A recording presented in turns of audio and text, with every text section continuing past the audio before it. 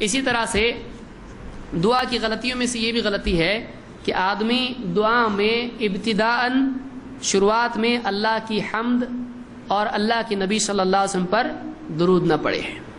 یہ شروع میں ہونا چاہیے. اللہ کی تعریف کریں، نبی صلی اللہ علیہ وسلم پر درود پڑھیں، اس کے بعد جو حاجات ہیں مانگیں، اور بھی آداب اس کے ہیں.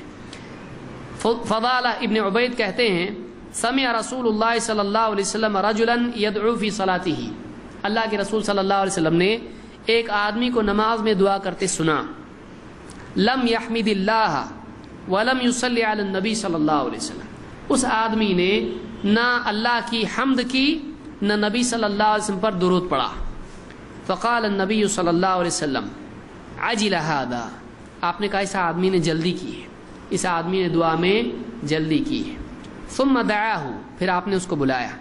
فقال له اذا صلى احدكم، جب تم میں سے کوئی نماز پڑھے، فلیبدأ بتحمید اللہ والثناء علیہ، تو اس کو چاہیے کہ وہ اللہ کی حمد و ثنا سے شروعات کرے. دعا کی شروعات کس سے کرے؟ اللہ کی حمد و ثنا سے.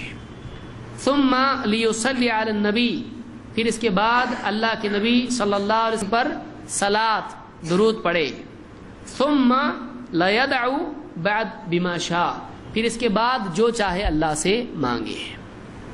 ثم لیدعو بعد بما شاء، پھر اس کے بعد اللہ سے جو چاہے مانگے. تو نمبر 1 اللہ کی حمد و ثنا کریں، اس کے بعد نبی صلی اللہ علیہ وسلم پر درود پڑھیں، اور نمبر 3 اپنی جو حاجت ہے وہ مانگیں. یہ ابو داؤد، ترمذی، ابن حبان، حاکم اور بیہقی کی روایت ہے.